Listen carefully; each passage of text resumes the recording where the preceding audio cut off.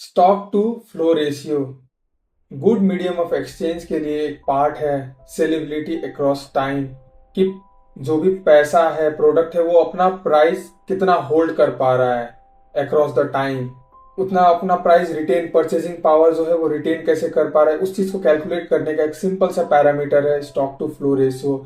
और बड़ा एक खूबसूरत सा एग्जांपल है गोल्ड का, सोना कितना सोना है। तो एनुअली रिपोर्टेड है कि 2 से 3% एनुअल फ्रेश सप्लाई जो गोल्ड का है वो आता है कि एग्जिस्टिंग सप्लाई, मान लिया कि अभी तक 100 केजी सोना अभी तक एग्जिस्टेंस में आया और जो अगले साल जो आएगा सोना वो सिर्फ 2 या 3% का ही आएगा, तो इसका स्टॉक टू फ्लो रेशियो काफी हाई है।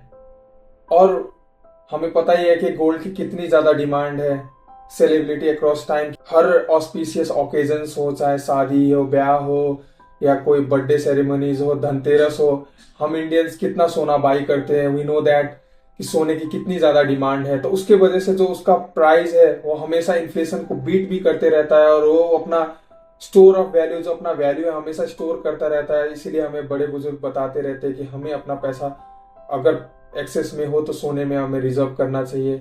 और दूसरा एग्जांपल है वेनेजुएला का, जो मैंने पिछली वीडियो में बताया कि कल कॉफी खरीदी 500 की, आज हो गया 1000 और अगले दिन उसका 2000। वो क्यों हुआ? क्योंकि वेनेजुएला में हाइपर इन्फ्लेशन है।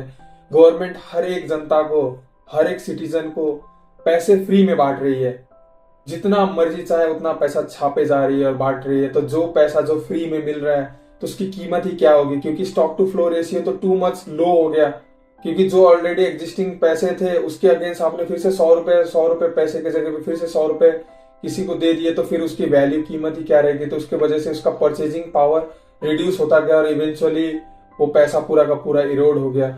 और सिंपल सा हमारा एग्जाम्पल है, हमारे कंट्री में भी 2 से 4% का ये एनुअल इन्फ्लेशन रेट है।